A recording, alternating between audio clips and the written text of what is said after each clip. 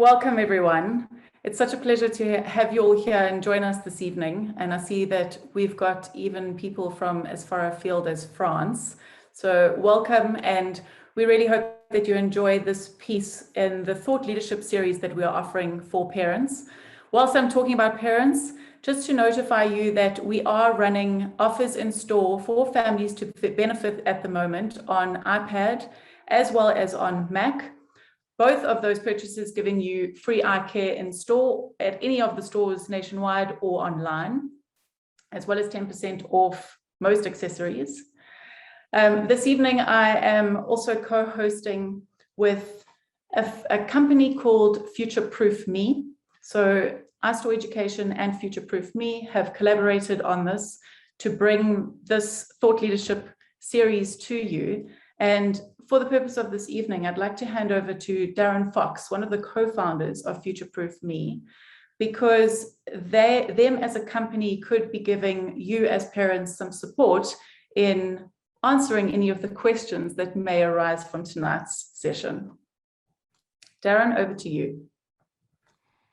Yeah, thank you very much, Dee Dee, and thank you very much for having me on tonight's webinar. It's great to be here. So just a very, very short introduction from my side. So Future Proof Me is a startup. We're a South African-based EdTech career online platform. And I know that's quite a mouthful, so I'll say it again. It's an EdTech career online platform that we're very excited about. We basically provide better employment opportunities, predominantly for high school children in South Africa, as well as university graduates. We identified a gap between what employers need and what graduates or new employees think that they can do. And that's quite funny. And we then analyzed this gap. And by the way, this gap, which was quantified by PayScale through a survey, was as much as 60%. And we researched the main challenges and the reasons that students face around learning and finding suitable and meaningful employment, especially around new technology needs. And then we built, along with some technology companies and a psychometrist and some educators from the Department of Education and a global recruitment company, a smart 11-phase program that is taught online to high school children over a minimum of 10 months. So yeah, we focus on the education part as well as the career part and the technology part, all at the same time, hence the name EdTech Career. So yeah, thank you. So in a nutshell, we offer a service to help high school children to better prepare themselves for the new world of work by using our smart and scientific methods in order to get them ready for the new world of work. Thanks, Darren. And please feel free through the course of today's session to ask Darren or Graham any questions that you may have for either of them. And yes, in the Q&A or in the chat, please feel free to use that as much as you can. Graham has assured me that he'll be keeping an eye on that whilst presenting, but I'll also try and help him if there are any that he misses. This evening, we are delighted to bring you Graeme Codrington. He's a futurist, strategist, and the founder and director of Tomorrow Today. Graeme, welcome. Thank you so much for being with us this evening. We cannot wait for one of your trips and one of your little time capsules. So over to you and enjoy, everyone.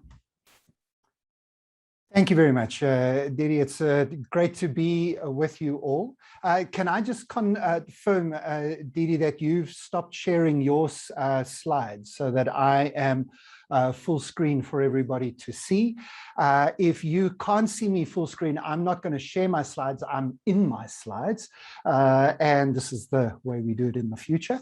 And so if you can't see me full screen, just roll over my name. I think it's probably down this corner here somewhere, and just click on the three little dots, and then you can choose fit to frame or pin to first screen or whatever version of Zoom you're using at the moment.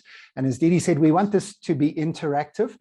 So how about using the chat box to put any aha ideas you've got, or for just sort of chats and chirps as you go along. But if you've got a specific question that you'd like to put to myself or to the Future Proof Me team or to the iStore team, pop that into the Q&A box, and then we'll take that as a sort of official question, and we'll deal with it either as I go along. I can see it as I'm going along, or we'll leave lots of time at the end for questions. So please, if questions do emerge, pop them in the Q&A box and we will get to them. So we're going to be talking about jobs of the future, and this is part of iStore Meet's parenting series. So we're focused at parents, but I suppose the same message applies if you're a young person yourself, or if you're a teacher, or whatever role that you have in helping young people to prepare for the future. When we talk to young people, kids, about the future, we often ask this question, don't we? What do you want to be when you grow up? I think this is one of the most dangerous and damaging questions we ask kids, because what it does is it immediately begins to limit their focus. We're trying to put them on a path, right? We're trying to find out what path they want to walk on, what path they can walk on, and then get them on that path down a journey. And, you know, imagine you ask this of a kid who's just finished watching a series on hospitals, or they watched sitting with their folks watching a hospital drama. And so in their heads is medical, and they say, oh, I want to be a doctor, right? I mean, that's Tuesday morning. By Wednesday afternoon, they could want to be something totally different. But the kid responds, I want to be a doctor. Everybody gets very excited. Doctor, fantastic. So now you start feeding that statement, and you buy them toys, and you give them books, and you help them choose their subjects. Now, there are some people, a couple of percentage points of people who know what they want to be. They've always wanted to be the thing they are from when they were small. Everybody's always known that's the only thing they're ever going to be. But let's be honest, for 90+% of us, that's not true. And if we are being honest, we know that even those graduates who have gone through university and got their degrees, and as wonderful that as that is, by the age of 30, right? We've got a group of parents here. I wonder, maybe you could use the chat box to tell us here, are you using the degree you studied? If you studied a degree, it doesn't have to be a degree. If you whatever training you did in your early 20s, by the time you hit 30, research shows us that more than half, well more than half of people have shifted into a completely different profession. Not everybody. One of my best friends from school always wanted to be an accountant. He became an accountant. He's still an accountant. And that's brilliant. That is a career choice and a career path, of course. But jobs are changing now more than they ever have before. And people are changing their jobs because jobs are changing now more than ever before. I think there are three key reasons why jobs are changing more than they ever have before. The first is obvious, and you would have guessed it. That's the fourth industrial revolution. It's digital transformation. It's robotic automation and artificial intelligence and machine learning, etc., etc. And there isn't a job, there isn't a career, there isn't a profession in the world that isn't being impacted by technology in one way or another. And it is changing the expectations of those jobs, and in many cases, changing the jobs themselves. In some cases, it's destroying the jobs that used to be there, and that's going to continue into the future. I think many more jobs will be created than are destroyed, but that doesn't help you if your job is replaced by a machine. The second thing that's happening is there are significant blurring of lines between industries and functions. Think about this. I know we've got an international audience here, but if you don't mind me using a South African example, this is the South African iStore Meets session. Tell me what Discovery is. For those of you who are international, you'll know Discovery under their brand name Vitality internationally. Now, they started as a medical aid, medical insurance company, but what are they now? They offer every type of insurance, from life insurance to vehicle insurance. They're a bank. They're a lifestyle brand.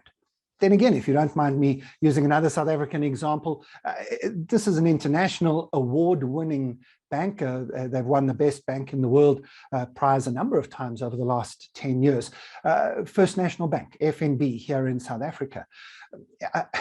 If you go onto the FNB app or the FNB website, you can buy a mobile phone. I highly recommend an iPhone, of course. You can buy data. You can get your car license renewed. You know, they're not just a bank. And I think that more and more over the next few years, we will discover that they are a lifestyle brand. So here we've got one company that started in the medical industry, another company that started in financial services, both heading in the direction of giving us hundreds of different products and services and bringing everything together. And then let's not talk about the platform companies like Alibaba and Amazon and Takealot and etc. There's so much blurring. What type of skill sets does an Amazon or an Alibaba look for? They need everything. And so again, your blurring of industries and functions means that our traditional paths to careers are not what they used to be. The third big driver of change is something that I think COVID has accelerated. It was going to happen throughout the 2020s, but COVID has accelerated it dramatically. And that is that geography is nearly dead. You don't have to live in the same city as your job. You don't even have to live in the same time zone as your job. And that opens up literally a world of possibilities for your future careers and options. Let me give you some practical examples, just in case you need to get your head around these three things.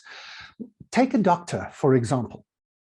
Well, there isn't such a thing as a doctor anymore. You kind of really have to specialize. Most of what the GP does for us at the moment, which is that sort of early warning triage system. I'm feeling a little bit sick, I go off to my GP. Almost all of those functions are going to be replaced by machines, robots, algorithms. You're going to be able to go into a pharmacy, step into a booth.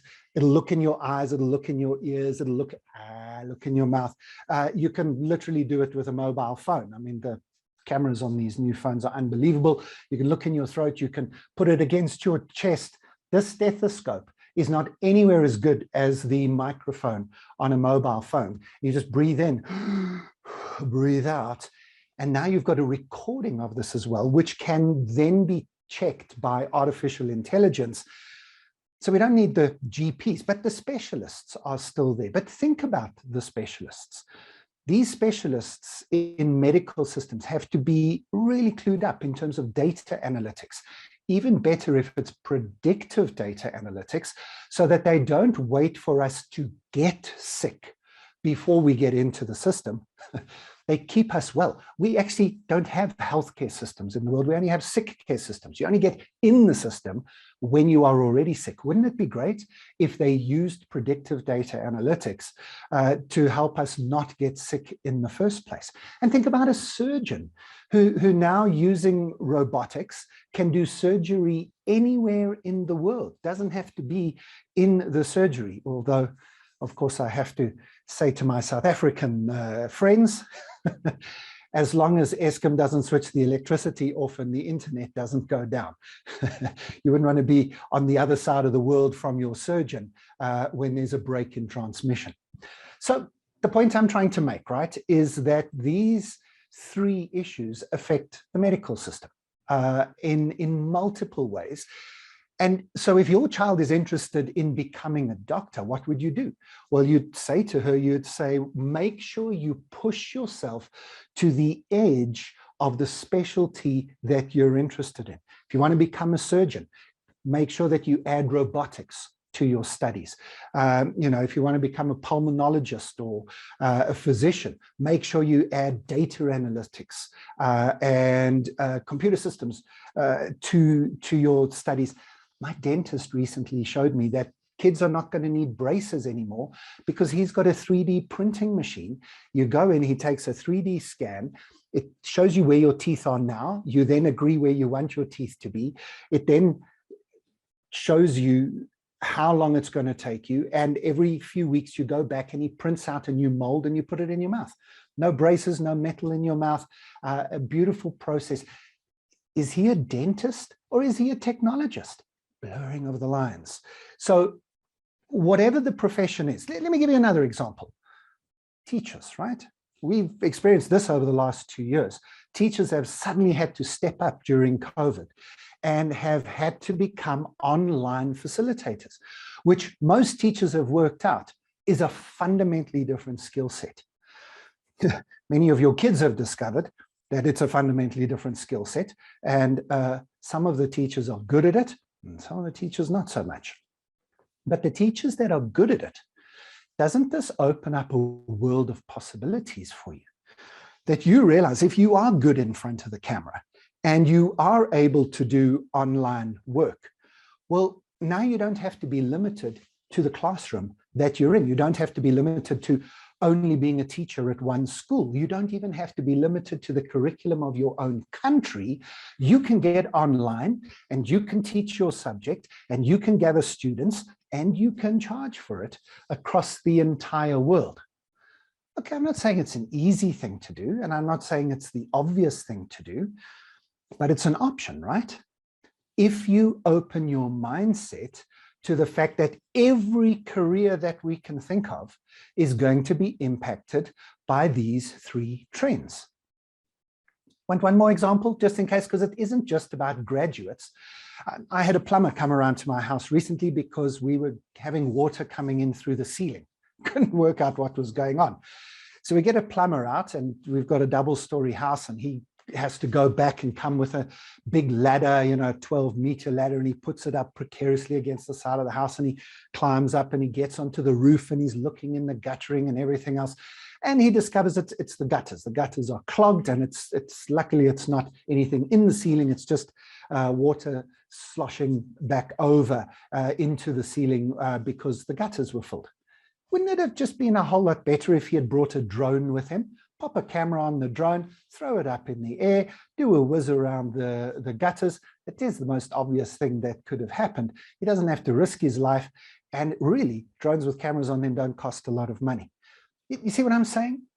Add the technology, think about different industries and the blurring of the lines between those industries. And, well, we find ourselves in a very different space, don't we?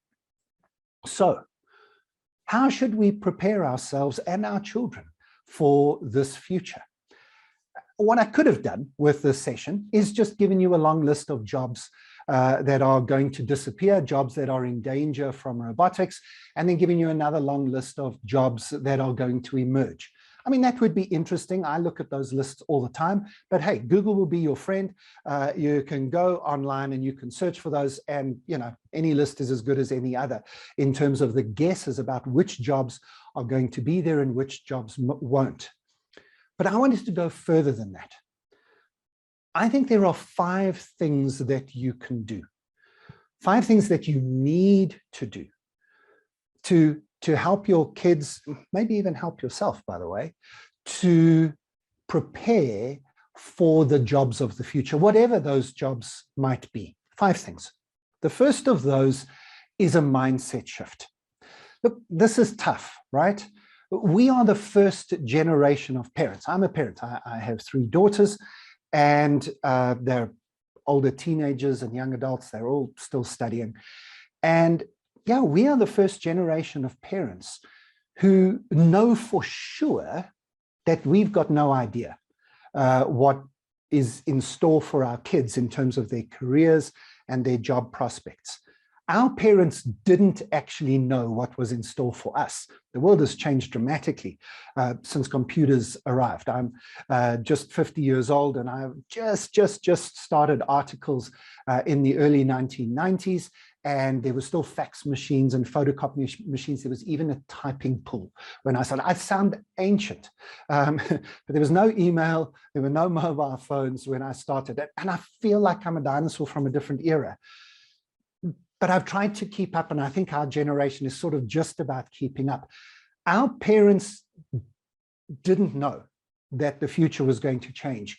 We are the first generation of parents who know for sure that we've got to find a new path.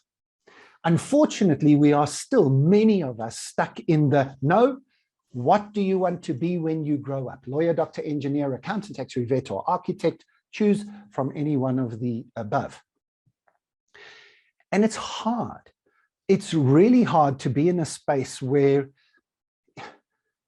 we can't afford to experiment on our own kids, right?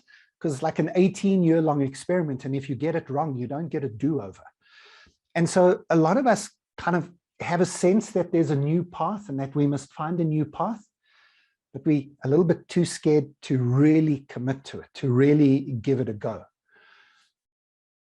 So the first thing you need is to take what I've said so far, which you know to be true, and just let that settle, to say, yeah, he's right.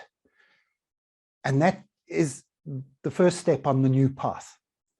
Right, the second step on the new path is then to stop asking your kids what they want to be when they grow up, and just ask them who they want to be. We need to be focusing on character. We need to be focusing on unearthing their passions, unearthing the things that they love, the things that they enjoy, not just the things that they're good at, but the things that they really enjoy doing. There's a wonderful Japanese model, I think I'm pronouncing it correctly, Ikigai. And it's almost an untranslatable word, but it's about finding fulfillment in life and finding our passions. And it's 4 interlocking circles. Our parents, when they were thinking of careers, were really only concerned about what are you good at and what pays. I mean, I know I'm generalizing a little bit, but older generations were worried about, can you do it and will somebody pay you to do it? And that's how we got to the professions. I think our generation, my generation and parents now who are in their 30s and 40s, I think we did add in the aspect of, do I love it? Okay. Do I enjoy it? I don't just want to do something because I'm good at it and because I can get a job, but I want to also enjoy it. And I think that today's young people are also adding the 4th element, and that is, does it make a difference to the world? Does the world need it? And I think this is a wonderful shift that's taking place. And it comes back to saying, not what do you want to do? Because there are 1,000 ways to be yourself, to love what you do, to get paid for it, and to make a contribution to the world. But there's only one of you. So what are your strengths? What are your gifts? What are your passions? What are your contributions? These are the conversations we should be having, focusing on who our kids need to be, rather than on what they do or what jobs they're interested in. The third thing then is to add future-focused skill sets. Now, some schools are doing some work in trying to deliver this, in trying to load up these future-focused skill sets, but I think this is still primarily something that's done at home and something that parents have to do. Now, what do I mean by future-focused skills? Well, I've got a list, but you don't have to be restricted to my list. You can do again, Google will be your friend. You can do a search for the World Economic Forum, for McKinsey. Lots of different companies put out annual lists of skill sets for the future. I'd encourage you to search for them and look at that skill set, those sets of skills. There's only 10, 12, 15, and they kind of change, and every now and again a new one emerges and they change their order slightly. But if I can summarize, this is my list, and I think it's as good as any other list out there. These are the things, interestingly, and my list comes from research our team did about 6 years ago, where we specifically asked the question, when the robots come for your work, and by robots, I don't mean sort of humanoid type robots sitting in an office. I mean algorithms, I mean technology, I mean software, and robotic automation. But when the robots come for our work, what is it that the robots won't be able to do? So these are the real human aspects. Now, 30, 40 years from now, that might not be true. Artificial intelligence might have advanced in that time where some of these things the machines can do. But for now, and for at least the start of our children's careers, these things are going to put them at an advantage. These things will not be replaced. And in fact, they are highly sought after skills in every job, every profession, and every industry in the world. Now, here they are. If you can't see them, let me go through them very quickly. We start with curiosity. Computers are not curious. Computers don't ask questions. Computers can answer your questions, but it would be very surprising if you were to say, my computer is very curious about me. It asks me lots of interesting questions. I'd pretty much tell you to reboot and reload your software if your computer started to do that. Computers do what they're told. They don't ask questions.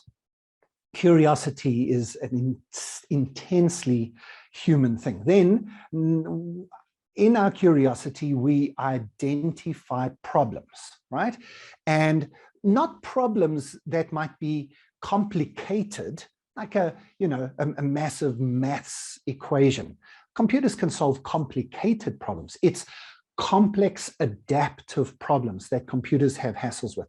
And that's when there are multiple right answers. Maybe there's a moral or an ethical issue involved.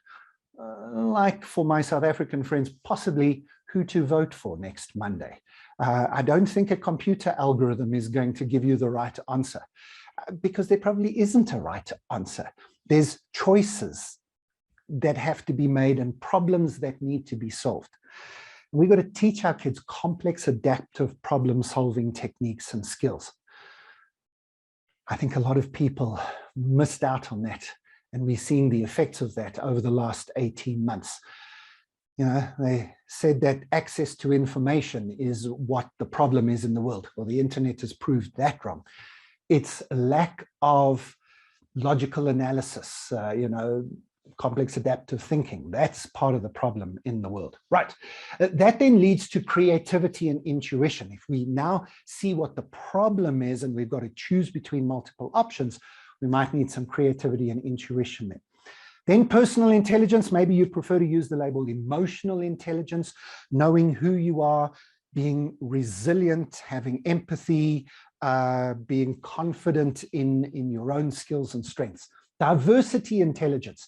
If we're going to live in a global world, we're going to have to interact with people who are different to us, speak different languages, have different cultures and backgrounds and religions. And the better you are at dealing with that, the more you're going to survive and thrive in the world ahead. Communication, I'd even say storytelling. So it's not just being able to transfer facts and data. It's about taking information and packaging it in a compelling way. That's important. Initiative and entrepreneurship is so important. It doesn't mean every kid has to be an entrepreneur, but I don't know of any career which wouldn't get value from an entrepreneurial mindset. This is the mindset which thinks about marketing, which thinks about business plans, which thinks about, well, as you see, initiative, coming up with new ideas, innovation. These are things every company in the world is looking for. I do a lot of work with professional services firms, and lawyers are some of my most interesting clients. When I speak to senior legal partners, senior partners in firms, they say to me, Graeme, the biggest issue I've got. I thought that when I went to varsity, I became a lawyer, I'd work my way up through the ranks, I'd become a partner in a legal firm, and then I'd sit on the top floor in the corner office, and clients would just walk through my door hour after hour after hour. But Graeme, I've got to do marketing. I've got to do branding. I've got to get my name out there. I've got to have a LinkedIn account. I've got to, do YouTube videos. I've got young people in my legal firm telling me all these things I have to do. I know nothing of this stuff, nothing of the business side. I just want to be a lawyer. Sorry, you're living in the wrong century if that's what you're thinking your job is. As I say, I can't think of a place where having entrepreneurial skills, having an entrepreneurial mindset isn't going to be valuable. And then, of course, tech savvy. I mean, that goes without saying. You don't have to learn programming. You don't have to do IT to matric. But you do have to be confident and comfortable living in a digital world. Living in a world where the computers are working with you, sometimes for you, and sometimes you are working for them. So the third thing you need to do is load up a new skill set. And you can't start too early with this. If your kids are just 4, 5, 6, 7, take a look at that list, download another list if you don't like mine. Start somewhere, just pick somewhere. How do you build creativity and intuition into a child? Maybe a better question is, how do you stop kicking it out of them as they grow older? Because I don't think most kids need it put in. We just have to stop kicking it out. You know, communication. There's all sorts of ways that you as a family, you as a parent, if you focus your attention, if you put this list out and say, this is the goal, to develop these things, you will be able to do it. And then, Michelle, you're exactly right. You've just popped a note in the chat box, and thanks for all of those who are in the chat box. I'm seeing a few of them. I'm missing a few because there's so much chat going on, which is great.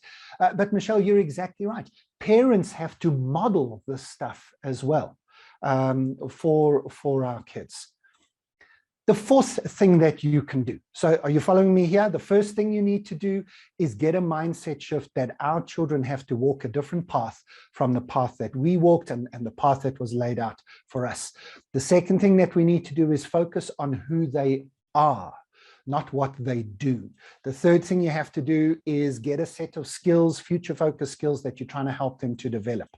The fourth thing that you need to do is that you need, and this is just for the moment now, getting to the end of a second disrupted academic year here in the Southern Hemisphere. For those of you who are up in the North, you're starting your third year and it's disrupted again. What we need to do is we need to realize that we shouldn't look at the COVID crisis and mourn what we've lost. You know, it would be easy to look at your kids' results at the end of this year and go, you could have done so much better if it wasn't for COVID.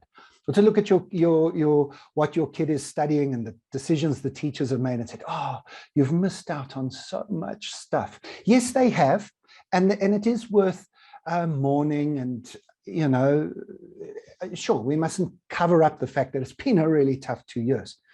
But what have your children gained by living through a crisis and surviving it? And some of your kids have done more than survive. They've done brilliantly. You're proud of them. When you think of what they've had to deal with and how they've gone about dealing with that. Stuff like, and this all falls under that personal intelligence stuff like resilience, stuff like emotional awareness, stuff like empathy and care for others, maybe the ability to put boundaries in place. These are things I would have loved to have learned when I was a young person. And maybe what you do at the end of this year is you downplay the old measurements, how much of the curriculum you got through, what your marks are in subject A, B, and C, and you put more emphasis on some of the character issues, put more emphasis on who they are rather than what they've done, and let them see how much they've learned and grown, how better they are as people because of the tough times that we've been in. And then I said there were 5 things, and this is my final point, and then we're going to go to your questions and comments. If you have a specific question for me or for Darren from Future Proof Me, then please pop it into the Q&A box. There's been a lot of chat going on, and thank you for that. I hope you've got value out of watching some of the chat as well. But if there's a specific question you'd like us to answer, quickly pop it into the Q&A box as well, and we'll pick that up. But here you see my 5th point. And it's kind of a summary of what I've said, but it's another mindset shift. It's a mindset shift to not attempt to compete with the machines. The machines are coming. Algorithms, software, robots, they are coming, and the machines will be able to do a hang of a lot of the tasks that human beings do right now.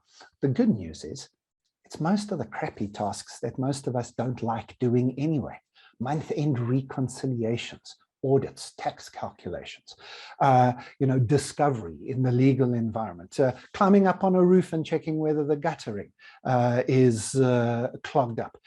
These are the things we don't want to do. So let the machines do them, and you focus your attention on the parts of your job, on the bits of your career that require the human touch, from creativity to empathy, from entrepreneurship and intuition to complex adaptive problem solving. These are the fun bits of our jobs anyway. Let's focus our attention there. So what does the future hold? What are the jobs of the future? I'm not sure we know with any degree of certainty.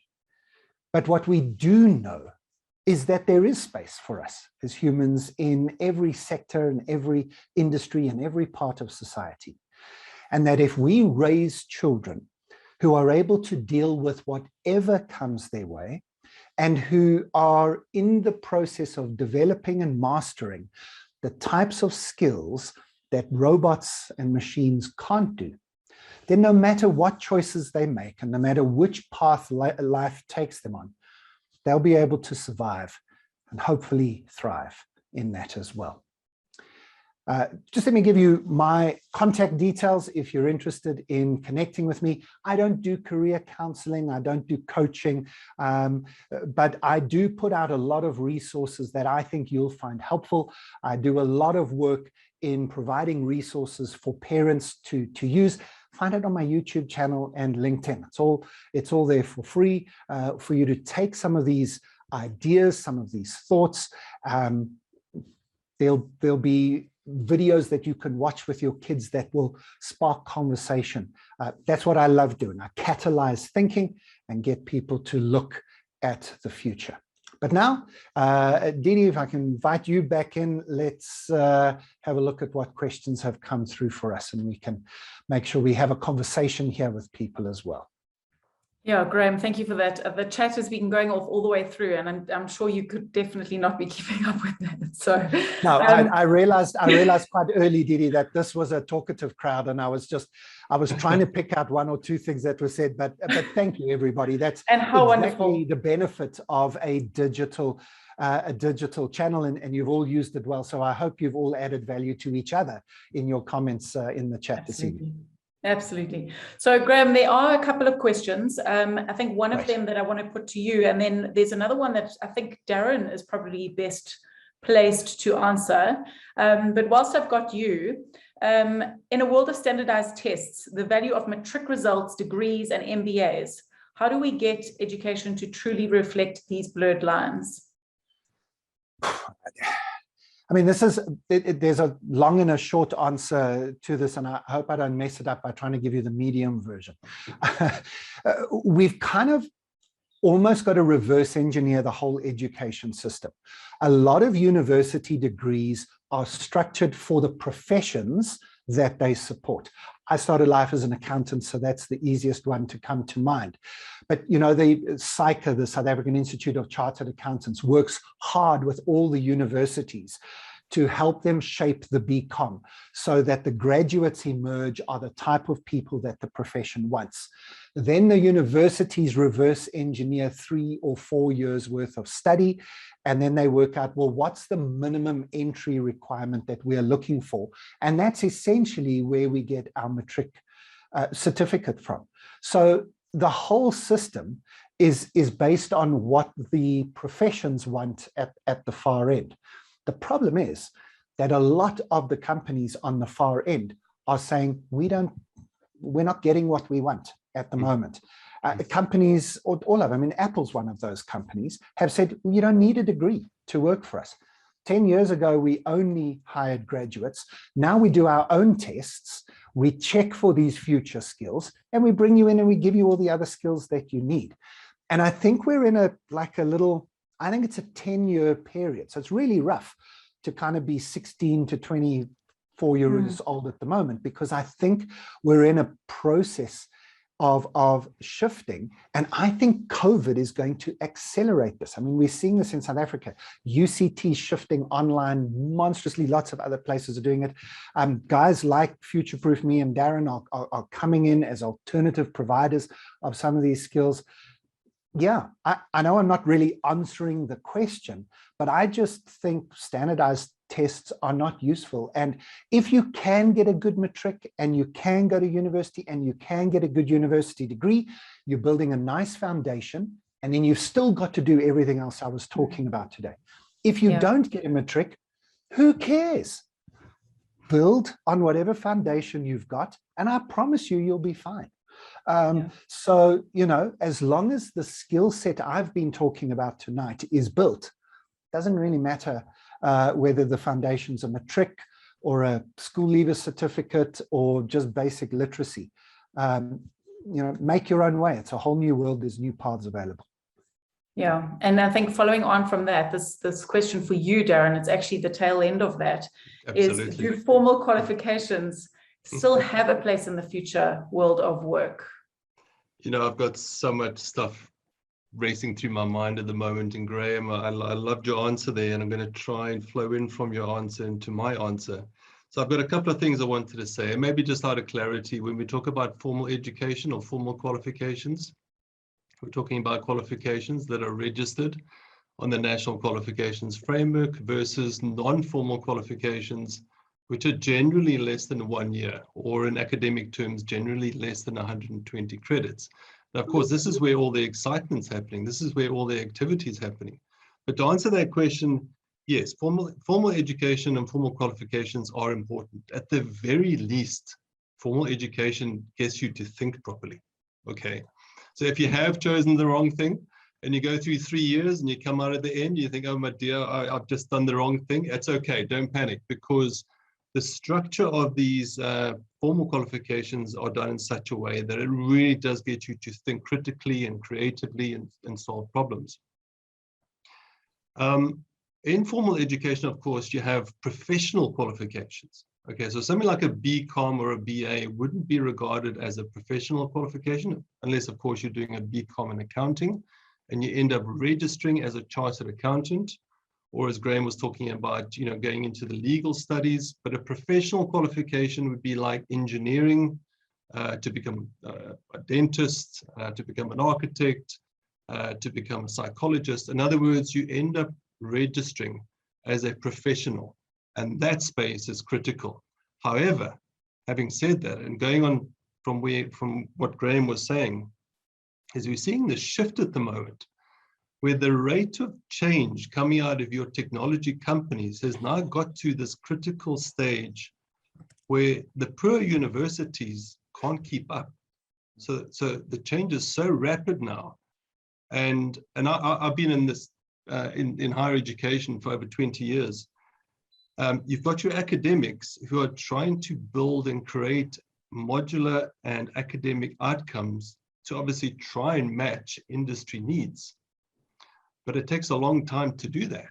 And I won't bore all the viewers about the processes, but suffice to say, it takes about 2 to 3 years before universities can get a new qualification out. And of course, by then, it's too late because industries change again and there's some new stuff that's come out. So what's happening now is that there's a shift happening where information and knowledge and skills is slowly moving from your formal educators to new technology companies and your big tech companies as well.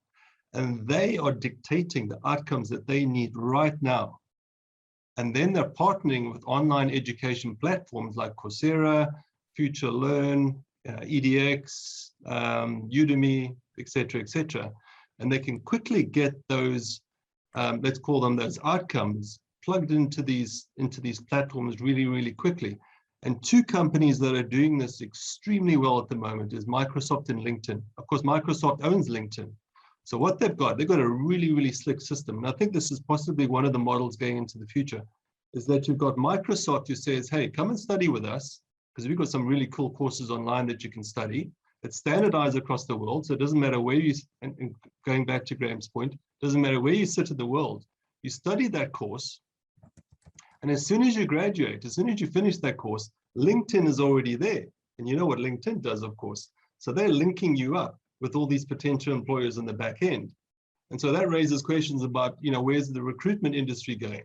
Because there's this seamless integration now between your tech companies, their cross-pollination, feeding the content into your learning platform. And then on the back end, you've got all your employers almost standing there with their net saying, if you've passed and we like you, you've got the job. And so this is a really, really interesting space that we're in at the moment. Yeah, thank you for that, Darren. I've got a question that for me personally, I think is a really, really good one, because Lynn, and you're asking from a total inclusive perspective. And I've also got a daughter with special needs, so it's also a topic that's really close to my heart. Graeme, Lynn is asking, do you have advice for parents whose children don't fit into the mainstream academic mold, and how do we let go of the anxiety around letting go of the academic requirements in this, in preparing them for their future? So Lynn, two of my three daughters would fit into the category of special needs for different reasons. So I feel your question, I don't just hear it. And let me go back and put up that Ikigai statement again. What we need to be doing, and probably the mistake I made that I most regret, is my oldest daughter, who is one of my daughters with special needs, I forced her to do science. So as much as I preach this, and she's 23 now, and sort of I'm learning as I'm going, oldest child. So, as she says, if you have parents, you need therapy, but especially the oldest children. And I kind of was trying to not be the type of parent I speak against. I've been doing this stuff for 20 years. And I said to her, you've got to choose a subject that you're good at. You've got to choose a subject that you love. And then you can do a subject that kind of fulfills the kind of making a difference in the world. And kind of in her mix, she did music, and she did AP English, and which she really loves, and that's kind of where her career is then. But I kind of forced her to say, yeah, okay, but you've got to throw in either bio or science. And I wish I hadn't, because I think she would have done a much better job at a different, less academic subject. Not because she can't handle it. She's in final year varsity now, getting her degree cum laude. So it's not about whether you can do it or not. As you say, you mentioned anxiety, and that's, I highly, what's the value of getting 6 A's if you need therapy for 10 years afterwards? And we've got to balance those needs. And I know I'm not giving you a specific answer, but the answer's there, Lynn. It's just don't. It doesn't matter. It doesn't matter if you get a B or a C or a D. I mean, getting an A is pretty cool, but I actually only think it matters if you get an A in a subject you love. If you get an A in a subject you don't love, you've worked way too hard. You've worked way too hard. That A is not worth the effort you put into it. And it just is a mindset shift about what we measure and why. And if you can focus, if I go back to what I said about thinking about what are your children becoming? Who are they becoming? Not what careers are open to them. But if you focus on character traits, and if you focus on future-focused skills, let the academics fall where they may. Sure, your kids will be fine. And Graeme, I think last question, and again, and really pertinent to exactly the point that you've just raised. A university student is actually asking, as she's about to go, getting ready to go into the workplace, how do you prepare your CV or your resume to reflect the skill set? How do you call that out? So look, parents, if your kids are younger than this person who's asking this question, you can help as a parent by starting to build your child's CV from like age 2. In other words, if you're thinking about these future, you've got this list of future skills, and you've got a list of personality characteristics. Look for evidence of those. Your child misses out on making the first team at the end of grade 7. And then they become the captain of the B team, and they turn the B team's year into the greatest fun that they've ever had. And at the end of the year, the coach says, "Good grief, your child is amazing." Do you know what you say? You say, hang on a second, can I just grab my camera, please? Please, would you just say that again on camera? Your child, mention the name in full, please. Now I've got it, and it goes into the folder on my computer, which is Graeme's CV. And so when you get to age 18 or 19, you've got hundreds of articles of proof that you are creative, that you are a good team player, that you are a leader, that you have adaptive skills. So there's like a lifetime of proof available. So parents, build up your child's like CV reservoir for them over the years. Now, let's get to the question that was actually asked. If you're sitting at the end of varsity and you're trying to put a CV together, do not do the standard CV. I went to this school, these were the subjects I did for matric, blah, blah, blah, blah. Rather, look at that list of future skills, look at a list of good human characteristics that you have, and ask yourself, where could I find proof of these things? It could be a testimonial letter. It could be some work that you do. And this is when you were in the D team of the sport at school, but you'd never missed a practice. I mean, that talks to character. Yes, it means you weren't good at the sport, but who cares if you were good at the sport if you're trying to get a job at Apple? You know, they're not interested in that. They're interested in your character. They're interested in your resilience. They're interested in your empathy, in your leadership skills. And then the other thing that you could do is you could do courses online and do assessments online that assess you for these things and provide proof that you've been through certain courses. And you add those certificates of finishing the course and the assessments. And there's your CV. It's not a traditional CV. It's showing the future employers who you are, rather than just what you've done. Yeah, I think that's those are such good tips, Graeme, and I've taken down some notes. I'm definitely going to be starting that resume for my 5- and 7-year-olds going forward. And I think you could probably glean a lot more as they're young, and then maybe less as they get older. I don't know, but yes, good resources to draw from. So thank you so much for that. I really, really appreciate it. And thank you so much for your time tonight, for your insights. We're really, really privileged to have you on board this evening. So many, many thanks from us at iStore Education, as well as from the Future Proof Me team. So thank you for that. To finish off this evening, because I know Graeme is in a little bit of a rush to move on to his next commitment. If you want to get a hold of us and contact either myself at iStore Education, these are my contact details. If you'd like any further information around that parent offer that is currently running in stores, please reach out to me directly, and I'll send you the information on getting your voucher activated.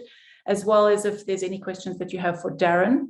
And I've had a few questions in the chat whether or not we can share the recording of this evening. We most definitely can. So we'll get those to you as well, the recording of tonight. To bring your attention to an upcoming session that we have, it's actually the third and last in this parent series that we are running in the thought leadership piece.